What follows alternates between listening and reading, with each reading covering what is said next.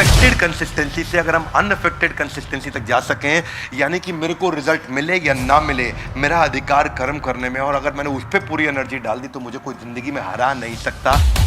कि सक्सेस है या फेलियर है, दोनों सेमीफाइनल है, अभी फाइनल बाकी है। आप सफल हो गए, नहीं, फाइनल बाकी है। आप विफल हो गए, नहीं, फाइनल बाकी है। तो फाइनल को ढीला ढाला खेलते हैं या जोर लगा के खेलते हैं? पूरी जान डाल देते हैं। जिस दिन आपको ये समझ में आ गया ना कि हर रिजल्ट सेमीफाइनल है, तो आप अगले में और जान लगा देंगे।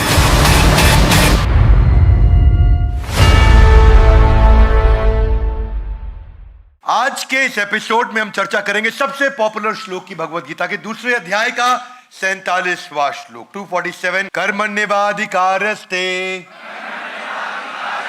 मा फलेषु कदाचन मा कर्म फल हेतुर्भु मा ते संगस्त्व कर्मणि। ये सबसे पॉपुलर श्लोक है गीता का, सबने कभी ना कभी सुना होगा। Loudly yes no. ये श्लोक है जीवन में उतारने वाला। और आज हमारे इस प्रोग्राम सीरीज का नाम क्या है? Come on, Gita in action के इस एपिसोड में आप सबका बहुत बहुत स्वागत है। कर्मणि एव अधिकारस्ते, कि कर्मन में, कर्म करने में आपका अधिकार है। आपके पास एक अधिकार है, किसका? कर्म करने का। लेकिन मा फलेषु कदाच, आपका फल पे अधिकार नहीं है। इसका अर्थ क्या हुआ, आज इसको समझेंगे। कितने लोगों ने सुना आपने, कर्म करो फल की इच्छा मत करो, कर्म करो फल की इच्छा मत करो? सुना आपने? लवली एक्चुअली वो थोड़ा इनकम्प्लीट है। मैं उसकी बुराई अच्छाई बोलने की जगह कहूंगा कि वो अधूरा ज्ञान है। आज आपको उसको समझने के लिए, जिस व्यक्ति को इस श्लोक समझ में आ गया उसको कोई जीवन में हरा नहीं सकता। ये गीता इन एक्शन बहुत पावरफुल, बहुत सॉलिड सीरीज है जो आपकी जिंदगी बदल सकती है। You have the right to perform your duties but not entitled to the fruits of your action. क्या अर्थ हुआ इसका? आपने पूरा साल मेहनत करी, पूरा साल मेहनत करने के बाद आपका बॉस आपको आकर के बोलता है भाई फल की इच्छा मत करो। क्या लगता है गीता में कृष्ण यही कहना चाहते थे? क्या आप अपने बॉस के साथ पूरा साल खूब काम करें, तनख्वाह बढ़ाने का समय आए बोले कर्म करो फल की इच्छा? क्या चलेगा ये? It is misunderstood shloka.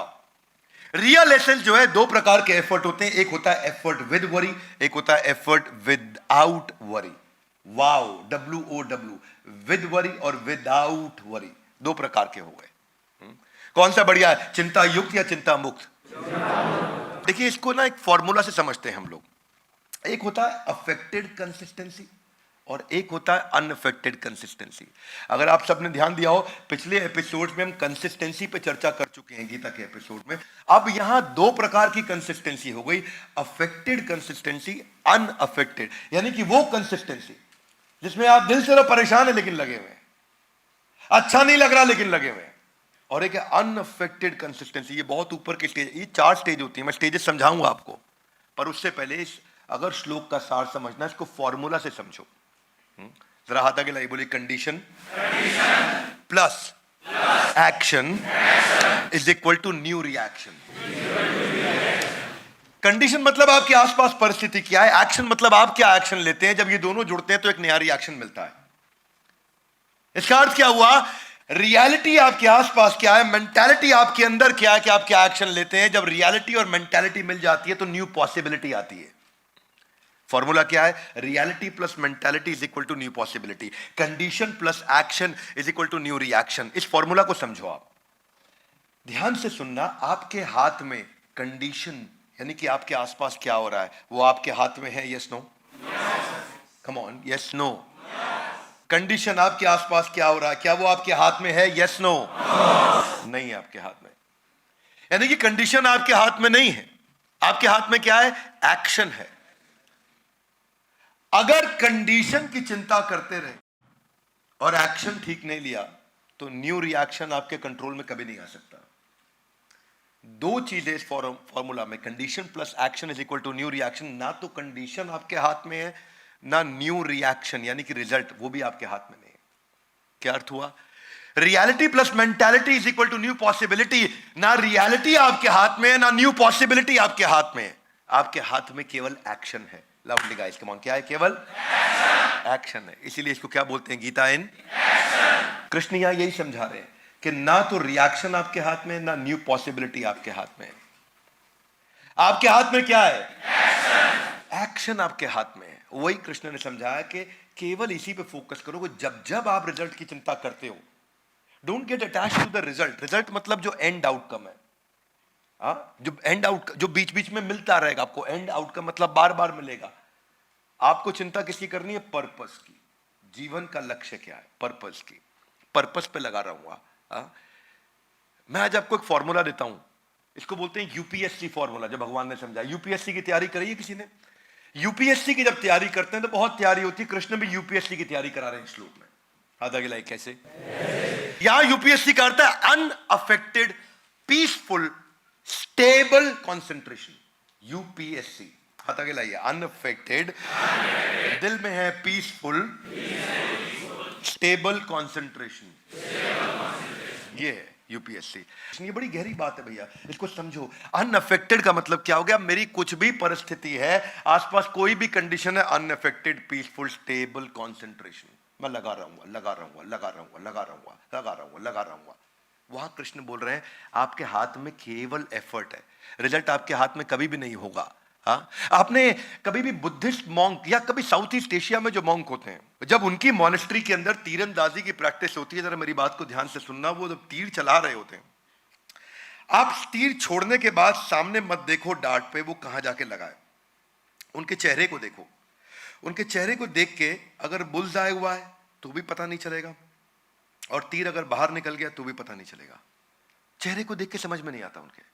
वो इतना स्टेबल, इतना पीसफुल है। उसने तीर चलाया, छोड़ा, ठक, बाहर निकल गया, डिस्टर्ब नहीं है। दोबारा तीर चलाया, फिर छोड़ा, 100 में से 100 बुल्स आए, डिस्टर्ब नहीं है, वैसे का वैसा है। एक्साइटेड नहीं है, डिस्टर्ब नहीं है। वो कंसिस्टेंट है, अनअफेक्टेड है, और पीसफुल है, और कंसिस्टेंट एक्शन लेता रहता है। ये वाला जो माइंडसेट कृष्ण ने यहां पे दिया है, सक्सेस हो या failure, always remain same. This is the only formula to reduce your pain. It is the only formula to reduce your pain. देखो 4 प्रकार के एक्शंस हैं। सबसे नीचे कौन सा है? सबसे नीचे है कंसिस्टेंट इन एक्शन। ये क्या होता है कंसिस्टेंट इन एक्शन? ये कंसिस्टेंटली कोई एक्शन ही नहीं लेगा, ये बैठा रहता है, देखता रहता है, अरे ये हो गया, अरे वैसा ऐसा। ये 0 आउट ऑफ 100 है। कम ऑन, क्या है ये? 0 आउट ऑफ 100। मेरी कंपनी के अंदर एक एम्प्लॉई 30,000 रुपए महीने पे ज्वाइन किया 5 साल पहले, और मेरी एक और इसी कंपनी के अंदर एक और एम्प्लॉई 60,000 रुपए महीने पे ज्वाइन किया 5 साल पहले। ये 60,000 रुपए महीने वाला आज 5 लाख रुपए महीने पे पहुंच गया, लगभग 6 लाख रुपए महीने पे पहुंच गया, और वो 30,000 रुपए वाला अभी 60,000 रुपए महीने पे पहुंचा। यानी कि 5 साल में इसकी तनख्वाह हुई 2 गुना, और 5 साल में उसकी तनख्वाह हुई 10 गुना। दोनों में कुछ ना कुछ फर्क होगा। क्या मेरी बात समझ आ रही है लाउडली? इनमें फर्क क्या है? फर्क यही है, जो सबसे नीचे वाला है ना, वो कंसिस्टेंट इन एक्शन, वो कोई एक्शन नहीं लेता है। इससे ऊपर वाला कौन है? वो कौन सा? Inconsistent action. इनकंसिस्टेंट मतलब स्टेबिलिटी नहीं है, एक्शन लेगा। जब सब अच्छा चल रहा है एक्शन लेगा, सब अच्छा खराब चल रहा है एक्शन लेना बंद कर देगा। बरसाती मेंढक, बरसात आएगी फुदकने लगेगा, नहीं आएगी बैठ जाएगा अंदर। ये वो है सर्कमस्टेंशियल मैनेजर। सर्कमस्टेंस अच्छे हैं, बहुत एक्साइटेड है, सर्कमस्टेंस खराब है, डूब गया, कुछ नहीं करेगा। ये है 33 आउट ऑफ 100। क्या है? इनसे और ऊपर चलो, वो कौन से हैं? Affected consistent action. यानी कि एक्शन लेता रहेगा, लेकिन अंदर से किल किल करता रहेगा, डिस्टर्ब होता रहेगा। अरे देखो यहां कोई मेरी सुनता नहीं, लेकिन लगा रहेगा। अरे देखो मेरे को तंग कर रखा, लेकिन लगा रहेगा। बदतमीज लोग हैं यहां पे, लगा रहेगा। नौकरी छोड़ के नहीं जाएगा, लगा रहेगा। पर हर समय बॉस को आजू बाजू गाली भी देता रहेगा, लगा भी रहेगा। हर समय आसपास, आपने देखा कई बार कुछ घर में पति पत्नी के बीच में ऐसा ही होता है। क्या रहता है उनका? अफेक्टेड है, आपस में बहुत डिस्टर्ब है, लेकिन कंसिस्टेंट है। क्या बोलती है पत्नी? तुमको तो कब का छोड़ दिया होता है, तो बच्चों के कारण तुम्हारे साथ रह रही हूं। हाँ? ये तो बच्चों के कारण तुम्हारे साथ रह रही हूं। ये क्या है? अफेक्टेड, डिस्टर्ब है, लेकिन कंसिस्टेंटली लगे हुए हैं। रहना इसी के साथ है, क्या करें। हाँ? मेरे को तो पंडित जी ने पहले ही बता दिया था, शादी से पहले मेरा राजयोग था। हाँ? क्या? डिस्टर्ब है, लेकिन लगे हुए। ठीक है, बेटर है। 66 आउट ऑफ 100 है। 0 out of 100, 33 out of 100, 66 out of 100। पर कृष्ण ने क्या बताया? ना, ये सब नहीं बताया। उन्होंने बताया अनअफेक्टेड। मेरे साथ अच्छा हो रहा, अनअफेक्टेड, बुरा हो रहा, अनअफेक्टेड, कमल का फूल कीचड़ में रहता है, कीचड़ में पैदा होता है, कीचड़ में ही जीवन बिता देता है, लेकिन इतना सा भी कीचड़ अपने को छूने नहीं देता। उस पर पानी गिर जाए नीचे गिर जाएगा, कीचड़ गिर जाए नीचे गिर जाएगा, कमल के फूल पे छू नहीं सकता। उसको बोलते हैं अनअफेक्टेड कंसिस्टेंट एक्शन। ये है जो आज चर्चा कर रहे हैं भगवद गीता के श्लोक में। क्या मेरी बात समझ आ रही है आप लोग को? इसका अर्थ क्या है? इसके अगले श्लोक में, दूसरे अध्याय के 48वें श्लोक में कृष्ण कहते हैं सिद्धा सिद्ध यो समो भूत्वा समत्वम योग उच्यते। आप आगे मत बढ़ो, आप मेरे साथ रहो, बाद में आराम से देखना। यहां क्या कहते हैं? सिद्धा सिद्धियो समो भूत्वा, कि सिद्धि असिद्धि, सिद्धि मतलब सफलता, असिद्धि मतलब सफलता नहीं मिली, समो भूत्वा समान परिस्थिति से एक्शन लेता रहेगा, डिस्टर्ब हो ना हो। इसको क्या बोलते हैं? Unaffected consistent action. ये बड़ा गहरा श्लोक है भाई साहब। इस वीडियो को 2-3 बार आपको देखना पड़ेगा अगर आप इस वीडियो की गहराई को समझना चाहते हैं। Unaffected consistent action. मैं कुछ उदाहरण भी दूंगा आपको। ये जो इक्वानिमिटी है, that can save you from insanity, मतलब पागलपन से आपको बचा सकता है, क्योंकि आदमी डिस्टर्ब इसलिए होता है। देखो मैं आपको ऐसे समझाता हूं कि सक्सेस है या फेलियर है, दोनों सेमीफाइनल है, अभी फाइनल बाकी है। आप सफल हो गए? नहीं, फाइनल बाकी है। आप विफल हो गए? नहीं, फाइनल बाकी है। तो फाइनल को ढीला ढाला खेलते हैं या जोर लगा के खेलते हैं? जोर लगा के खेलते हैं कि पूरी जान डाल देते हैं? पूरी जान डाल देते हैं। सक्सेस आया, फाइनल बाकी है, पूरी जान लगानी है। फेलियर आया, फाइनल बाकी है, पूरी जान लगानी है। अरे 0 आया, फाइनल बाकी है, पूरी जान लगानी है। अरे 100 में 100 आया, नहीं, फाइनल बाकी है, पूरी जान लगानी है। ये कृष्ण समझा रहे हैं। क्या मेरी बात समझ आ रही लाउडली? ये एफर्ट को फोकस करना, ये एफर्ट को फोकस करना, क्योंकि कंडीशन आपके हाथ में नहीं है, केवल एक्शन आपके हाथ में है। और जितना अच्छा एक्शन होगा उतना अच्छा न्यू रिएक्शन होगा। क्या ये सारा मुद्दा? क्योंकि देखो, रियलिटी मेरे हाथ में नहीं है, मेंटालिटी मेरे हाथ में है। रियलिटी में को मैं नहीं बदल सकता, मेंटालिटी को मैं बदल सकता हूं। जितनी अच्छी मेंटालिटी होगी उतनी न्यू पॉसिबिलिटी होगी। अगर मेंटालिटी भी खराब और रियलिटी भी खराब तो पॉसिबिलिटी 100% खराब। यही कृष्ण समझा रहे हैं। कर्म करोगे, हो सकता है फल मिले, हो सकता है ना मिले, पर अगर कर्म नहीं किया तो पक्का हो गया फल। ये है दूसरे अध्याय का 47वां श्लोक। फल पे गौर करना। फल पे गौर करने का लाभ हुआ है किसी को? नहीं हुआ। हाँ, खाली न्यूटन को हुआ है। उसने फल पे गौर किया था, उसका फल नीचे गिरा तो हमारे को ग्रेविटी समझ। उसके अलावा किसी को फल पे गौर करने का लाभ नहीं मिलता है। Otherwise expectation is directly proportionate to frustration. जितनी ही एक्सपेक्टेशन रिजल्ट की, उतनी ज्यादा फ्रस्ट्रेशन, क्योंकि रिजल्ट मेरे हिसाब से हमेशा मिलता नहीं, क्योंकि वो मेरे हाथ में है ही नहीं। कंडीशन नहीं है, एक्शन मेरे हाथ में है। इसलिए आप देखते हो ना कि अफेक्टेड अनअफेक्टेड कंसिस्टेंसी में यही फर्क है। एक होता है किल किल कंसिस्टेंसी और एक होता है किल इट कंसिस्टेंसी। किल किल देखा हमने, कुछ लोग हर समय किल किल करते रहते, किल किल किल किल किल किल किल।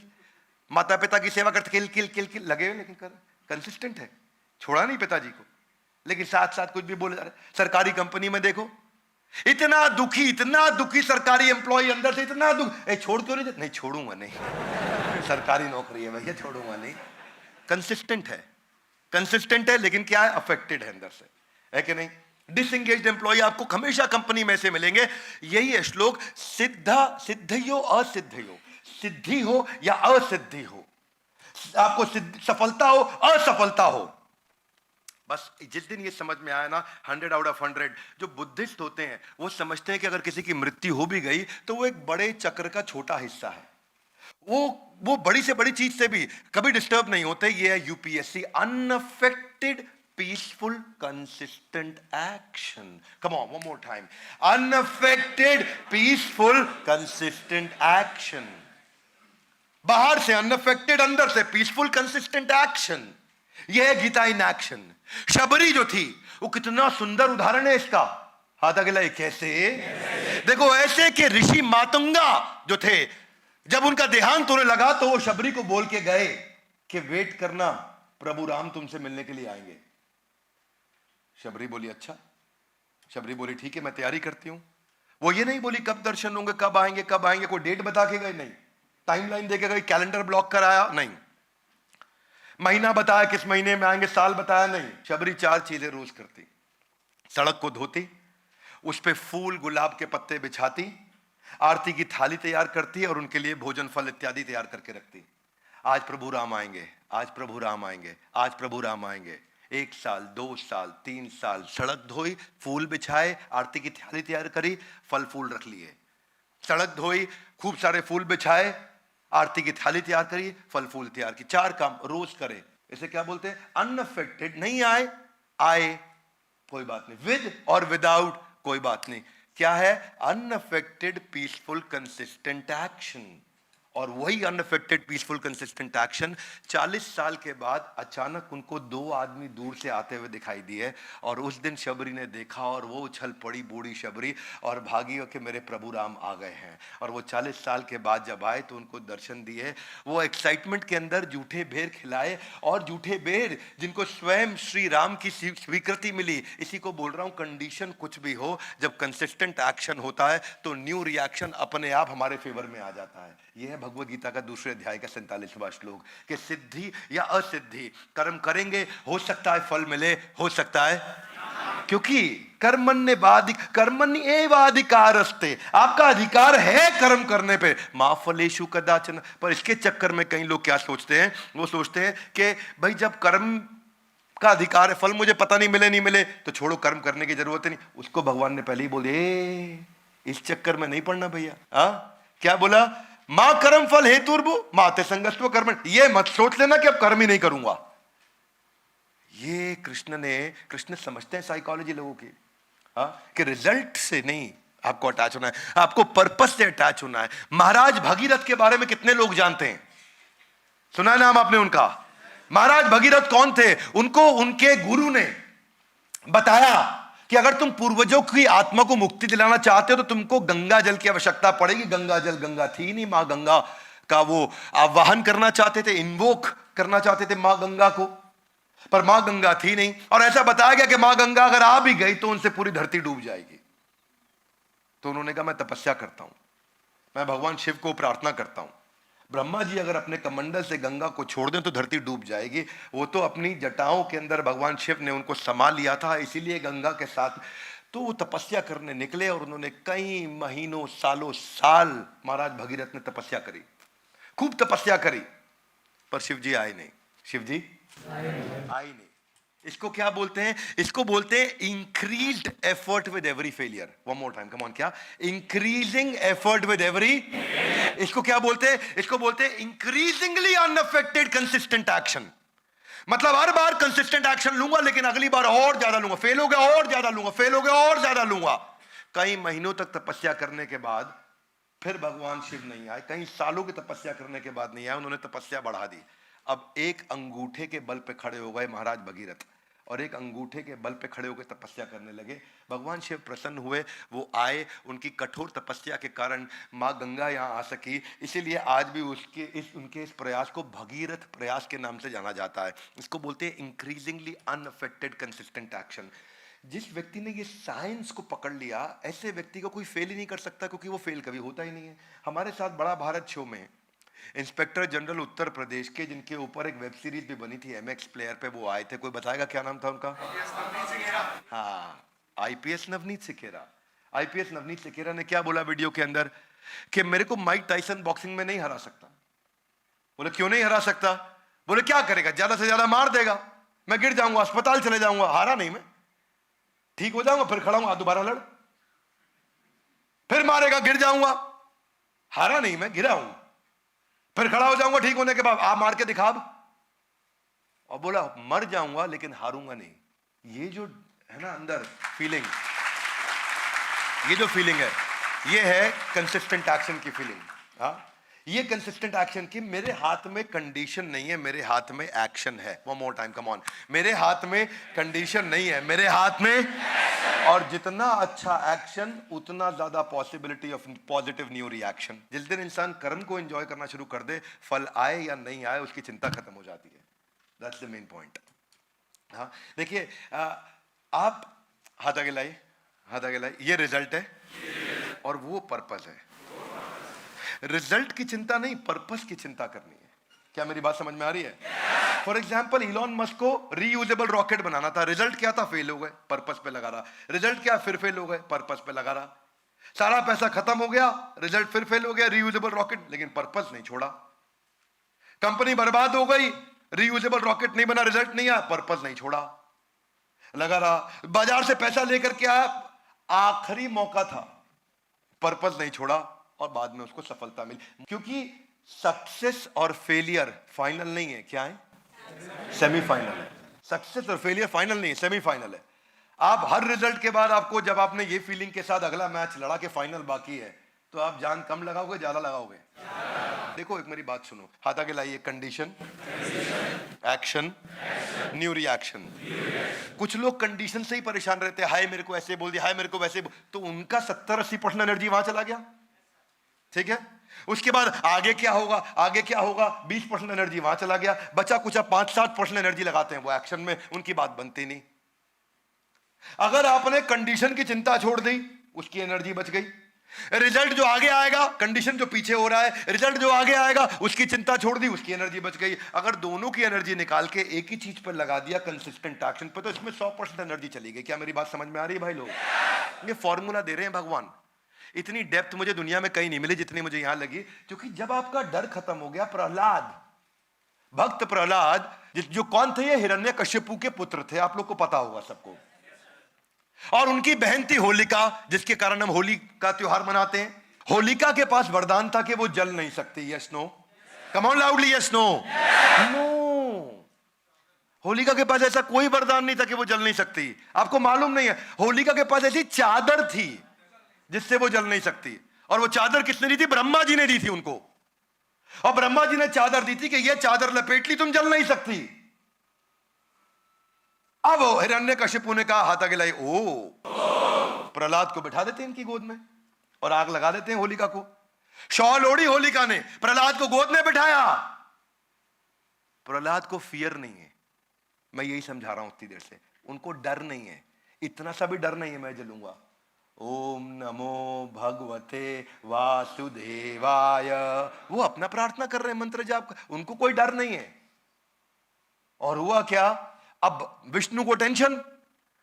विष्णु बोले ये मेरा जाप कर रहा है, अगर मैं होलिका को जला दूं, इनको बचा लूं, तो ब्रह्मा जी को टेंशन हो जाएगी, भाई आप सीनियर हो तो आप मेरे साथ ऐसा करोगे, मेरे वरदान को क्यों तोड़वा दिया? क्या मेरी बात समझ आ रही है? जो सीनियर होता है वो इंटेलिजेंट होता है, वो अपने से जूनियर की बेइज्जती नहीं होने देता। तो भगवान विष्णु ने क्या किया? 2 मिनट रुको, ब्रह्मा जी आप टेंशन मत लेना, मैं देख रहा हूं कि आपकी नजर है, आप टेंशन मत लेना। उन्होंने क्या किया? उन्होंने अपने दूसरे जूनियर को बुलाया, वरुण देव को। बोला तू थोड़ा हवा तेज चला, और हवा ऐसे तेज चलाई कि होलिका की चादर उतर के प्रहलाद के आसपास लिपट गई। होलिका जल गई, प्रहलाद बच गए। क्या मेरी बात समझ आ रही है? इंसान का ना डर समाप्त हो जाता है। ये जो जिस दिन आपका ये एनर्जी कंडीशन से और आने वाले रिएक्शन से खत्म होकर के निकल के पूरी बचा के फोकस इस पे आ गया, अगली बार वो क्या सोचे? होलिका निपट गई, कोई बात नहीं, ऊपर से फेंकते हैं उसमें भी बच गए, हाथी चढ़ाते हैं उसमें भी बच गए। बोले मैं नहीं छोड़ूंगा, अब मैं आता हूं। हिरण्यकशिपु, फाइनल तो विलन लास्ट में ही आता है ना, अमरीश पुरी, मोगैम्बो खुश हुआ, तो हिरण्यकशिपु लास्ट में आ गए। बोले किधर है विष्णु? बोला यत्र तत्र सर्वत्र। बोले खंबे में, हाँ खंबे में, और खंबा तोड़ा, नरसिंह अवतार बाहर आ गए।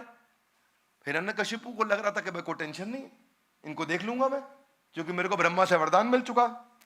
नरसिंह भगवान ने खत्म कर दिया हिरण्यकशिपु। मरते वक्त उसने कहा तो ब्रह्मा जी का वरदान टूट गया? बोला नहीं नहीं, ब्रह्मा जी का वरदान नहीं टूटा। बोला कैसे नहीं टूटा? बोला ब्रह्मा, बोला तुमको क्या वरदान दिया? मैं विष्णु हूं, मैं थोड़ी ब्रह्मा की बेइज्जती कराऊंगा। तुमको वरदान दिया था ना तुमको इंसान मारेगा ना जानवर मारेगा, मैं तो नरसिंह हूं। बोलो और क्या वरदान था? क्योंकि ब्रह्मा जी के पास गए, बोले मुझे अमर बना दो। बोला अमर तो मैं खुद भी नहीं हूं, तो मैं क्या बनाऊंगा? बोला ऐसा करो ना मैं दिन में मरूं ना रात में मरूं, बट नो प्रॉब्लम, ये वरदान ले लो। बोला ना अस्त्र मारे ना शस्त्र मारे, नो प्रॉब्लम, ये वरदान भी ले लो। ना घर के अंदर मरूं ना बाहर मरूं, बोला ये वरदान भी ले लो। बोला ना आकाश में मरूं ना जमीन पे मरूं, ये वरदान भी ले लो। तो सारे के सारे उनको वरदान दे दिए, ना सुबह मरूं ना रात को मरूं, ये वरदान भी ले लो। नरसिंह भगवान आए, उन्होंने क्या किया? उन्होंने ना घर के अंदर मारा ना बाहर मारा, चौखट पे मारा, ना अस्त्र से मारा ना शस्त्र से मारा, नाखून से फाड़ दिया। ना इंसान आए ना जानवर आए, नरसिंह अवतार में खुद आ गए। और क्या बोले कि ना उनको आकाश में मारा ना जमीन पे मारा, अपनी गोद में बैठा के मारा। तो उन्होंने ब्रह्मा जी का सारा, मतलब ये नहीं कि ब्रह्मा जी ने कोई कमिटमेंट कर दी ईमेल पे तो वो कमिटमेंट गलत हो गई, उन्होंने ब्रह्मा जी की कमिटमेंट भी प्रोटेक्ट कर दी और काम भी निपटा। मैं प्रहलाद जी के बारे में कहना चाहता हूं कि अटैचमेंट जिस समय एफर्ट में होता है और रिजल्ट से आदमी डिटैच होता है तो फियरलेस हो जाता है। ये आपको अगले एपिसोड में समझ में आएगा। जिसकी जिंदगी में इतना सा भी डर हो ना, वो अगला एपिसोड सुन लेना। महाराज हरिश्चंद्र के बारे में कितने लोग जानते हैं? नाम सुना है आपने महाराज हरिश्चंद्र का? किसके लिए बोला जाता है हरिश्चंद्र बन रहा है? किसके लिए? सत्यवादी थे, ऋषि विश्वामित्र थे। उनको पता चला हरिश्चंद्र जी के बारे में, बोला मैं देखता हूं, मैं इनकी परीक्षा लेता हूं सत्यवादी की। रात को महाराज हरिश्चंद्र को सपने में आया कि विश्वामित्र मुनि आए हैं और उन्होंने मुझसे पूरा साम्राज्य दान में मांग लिया है, पूरा साम्राज्य दान में मांग लिया है। सुबह विश्वामित्र मुनि आ भी गए। बोले मैं तो कल आपको सपने में देखा था कि आपने मेरा पूरा साम्राज्य मांग लिया। बोले मुझे मालूम है, अब दे दो मुझे पूरा साम्राज्य, आपका सपना पूरा होना चाहिए। बोला जो आ गया महाराज, पूरा साम्राज्य उनको दान में दे दिया ऋषि विश्वामित्र को। आसान थोड़ी है, पूरा साम्राज्य दान में दे दिया।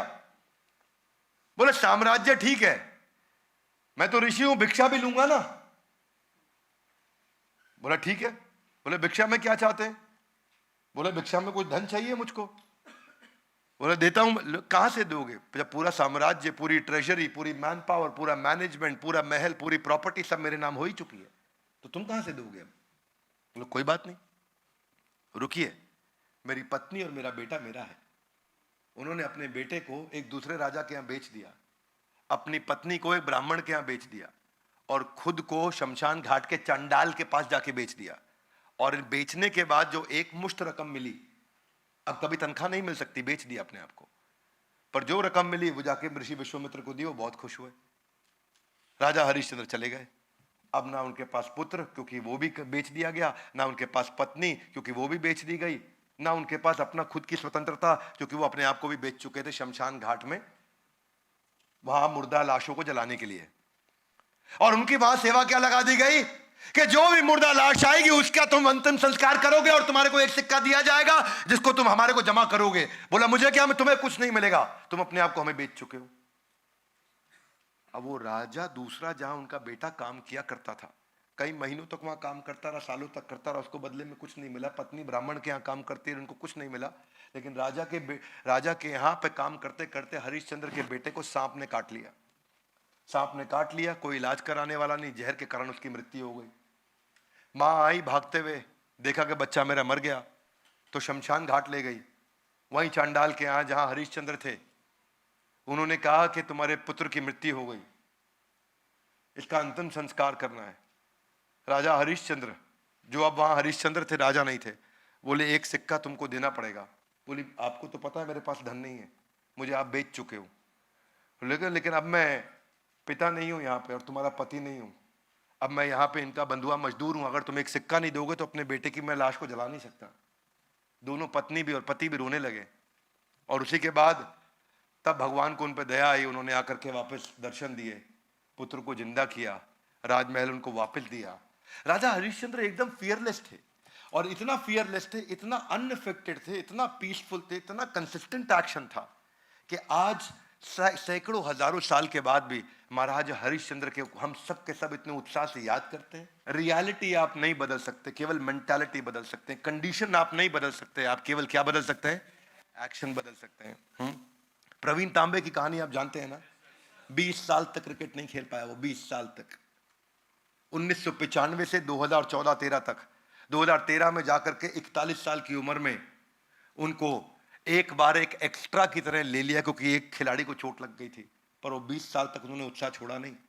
48 साल की उम्र तक इतनी ज्यादा उम्र वाले आईपीएल पे खरीदे गए एकमात्र खिलाड़ी रहे। एक के बाद एक उन्होंने कई अवार्ड जीते। बस मैं यही आपसे आज कहना चाहता हूं कि ये अफेक्टेड कंसिस्टेंसी से अगर हम अनअफेक्टेड कंसिस्टेंसी तक जा सकें, यानी कि मेरे को रिजल्ट मिले या ना मिले, मेरा अधिकार कर्म करने में, और अगर मैंने उस पर पूरी एनर्जी डाल दी तो मुझे कोई जिंदगी में हरा नहीं सकता। मुझे लोग गिरा सकते हैं पर मुझे हरा नहीं सकते। This is called Gita in action. ये था हमारा दूसरे अध्याय का 47वां श्लोक, जिसको आज हमने समझा, कर्मण्येवाधिकारस्ते मा फलेषु कदाचन। भगवद गीता इन एक्शन जो हमने सीरीज शुरू करी है, इससे में हम चाहते हैं कि एक एक एपिसोड को देखना चाहिए। Come on, would you agree with me loudly? Yes no? Come on, yes no? एक एक एपिसोड को आके देखना चाहिए। हर एपिसोड में बहुत गहराई है, हर एपिसोड में बहुत पावरफुल मैसेज है। हमारे साथ जुड़े रहने के लिए, इस वीडियो को अपने सही मित्रों तक पहुंचाने के लिए आप सबका हृदय की गहराई से प्रेम पूर्वक बहुत बहुत थैंक यू वेरी मच।